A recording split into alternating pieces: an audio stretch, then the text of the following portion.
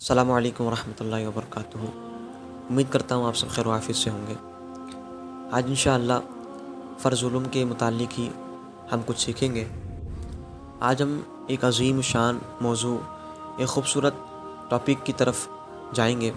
اور میری مراد ہے سید الانبیاء صلی اللہ تعالی علیہ وسلم کے خصائص، یعنی کہ ہمارے نبی جن کی ہم امت میں ہیں، جناب محمد الرسول اللہ صلی اللہ تعالی علیہ وسلم۔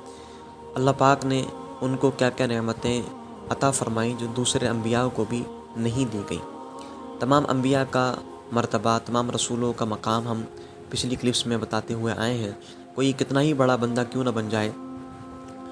کتنا ہی بڑا ولی کیوں نہ ہو، وہ نبی کے مقام کو نہیں پہنچ سکتا۔ لیکن ان تمام انبیاء میں سب سے بڑے جو ہیں اور جن کا مقام، جن کا مرتبہ اللہ رب العالمین نے تمام انبیاء سے اونچا رکھا ہے، وہ ہمارے آخری نبی صلی اللہ علیہ وسلم کی ذات مبارکہ ہے۔ آج ہم انہی کے بارے میں سنیں گے کہ اللہ پاک نے ان کو کیا کیا نعمتیں عطا فرمائی۔ سب سے پہلے تو یہ ہمارا عقیدہ ہونا چاہیے کہ اللہ پاک نے تمام مخلوق سے اعلیٰ جس کو بنایا، افضل جس کو بنایا، وہ ہمارے نبی صلی اللہ علیہ وسلم کی ذات مبارکہ ہے۔ تمام انبیاء کو جو فرداً مقام، لیول اور جو خصوصیت عطا کی گئیں، ان تمام خصوصیت کو ایک جگہ جمع کیا گیا، اور تمام چیزوں کو ایک جگہ جمع کر کے ہمارے نبی صلی اللہ علیہ وسلم کو وہ عطا کر دیا گیا۔ یہی بات ہمیں تفسیر کبیر وغیرہ میں ملتی ہے، تفسیر خاصر میں ملتی ہے، یہاں تک کہ قرآن پاک میں سورہ انعام میں بھی یہ بات موجود ہے۔ ایک بہت ہی زیادہ اعتراض کیا جاتا ہے، وہ بھی انشاءاللہ ہم سیکھیں گے، اور یہ مسلمانوں کا عقیدہ بھی ہونا چاہیے۔ ایک سوال عام طور پہ پوچھا جاتا ہے کہ حضور صلی اللہ علیہ وسلم کو اختیارات تکوینیہ ہے یا نہیں ہے۔ اختیارات تکوینیہ کا مطلب ہوتا ہے دنیا کے اندر، کائنات میں تصرف کے اختیارات، یعنی دنیا کے اندر کیا کیا چیزیں کر سکتے ہیں، کیا کیا چیزیں نہیں کر سکتے، یہ سارے تصرفات کہلاتے ہیں۔ تو کیا یہ ہمارے آخری نبی صلی اللہ علیہ وسلم کو دیے گئے ہیں یا نہیں دیے گئے؟ تو یاد رہے، اولاً تو بعض لوگ کہتے ہیں معاذ اللہ، اگر ہم نبی کریم صلی اللہ علیہ وسلم کو یہ مانیں گے کہ وہ دنیا کے اندر کسی کو کوئی چیز دے سکتے ہیں، یا دنیا کے اندر کوئی چیز کر سکتے ہیں، کچھ کر سکتے ہیں، تو یہ شرک ہو جائے گا، کفر ہو جائے گا۔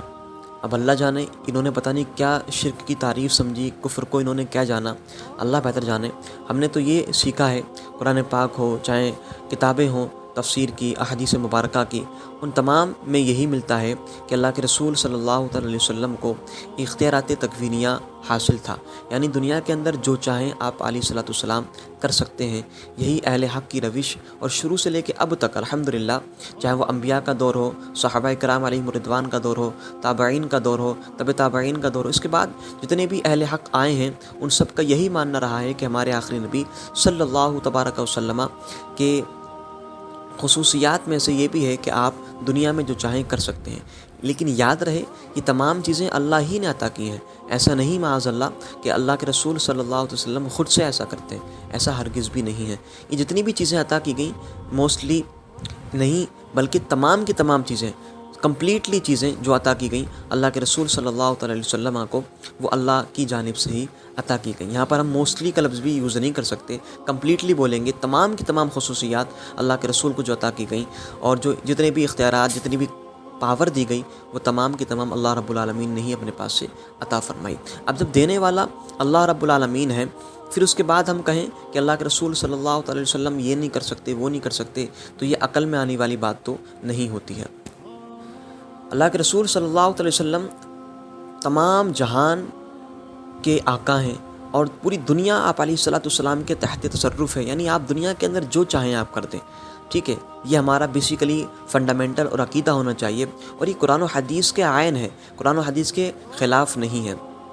کیوں قرآن و حدیث کے خلاف جب ہوتا، جب ہمیں یہ باتیں قرآن و حدیث میں نہیں ملتی اور اس کا اپوزٹ چیز ملتا، اگینسٹ ملتا، فار ایگزامپل اللہ کے رسول صلی اللہ علیہ وسلم کے متعلق ہی ملتا قرآن پاک میں، حدیث پاک میں، تفسیر کتابوں میں کہ آقا علیہ الصلوۃ والسلام کچھ دے نہیں سکتے، کچھ کر نہیں سکتے معاذ اللہ، تو ایسا نہیں ملا، بلکہ اس کے برعکس ملا، اور یہ ہم کو ملا قرآن پاک میں، حدیث پاک میں، تفسیروں کی کتابوں میں۔ ایک ذخیرہ ہے، اگر میں حوالے دوں تو بہت وقت لگے گا، اکثر محدثین نے اپنی کتابوں میں یہ لکھا کہ اللہ کے رسول صلی اللہ تعالیٰ علیہ وسلم دنیا کے اندر تصرفات فرما سکتے ہیں، جس کو جو چاہیں دے سکتے ہیں، جس سے جو چاہیں لے سکتے ہیں۔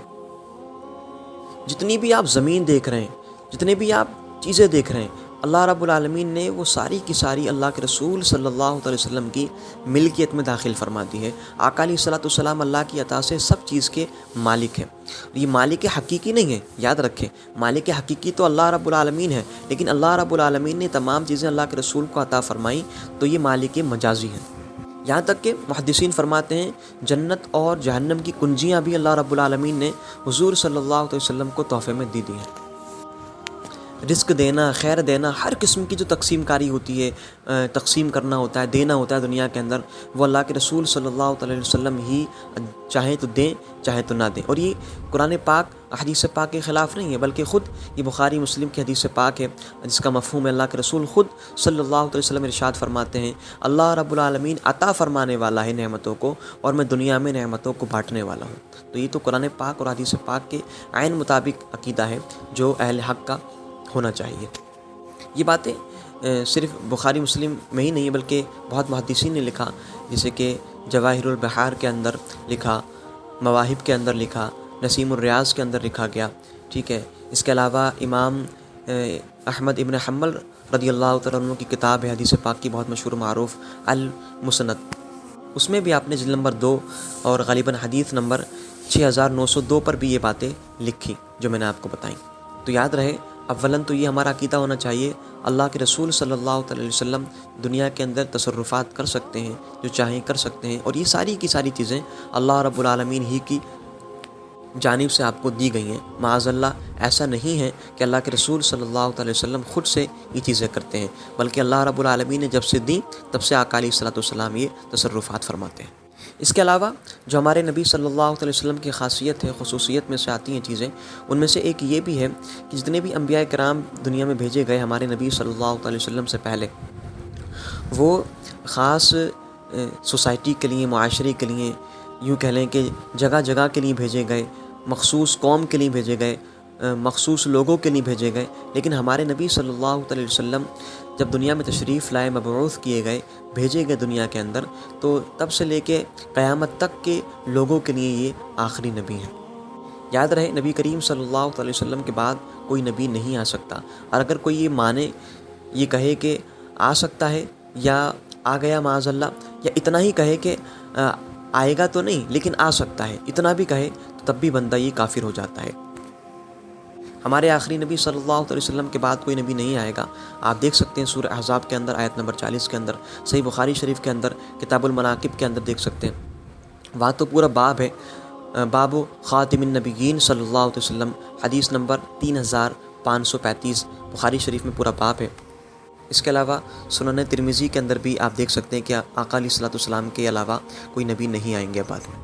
اس کے علاوہ ہمارا یہ عقیدہ ہونا چاہیے کہ اللہ کے رسول صلی اللہ تعالیٰ علیہ وسلم کے جیسا کوئی نہیں ہو سکتا، ان کے جیسا ہونا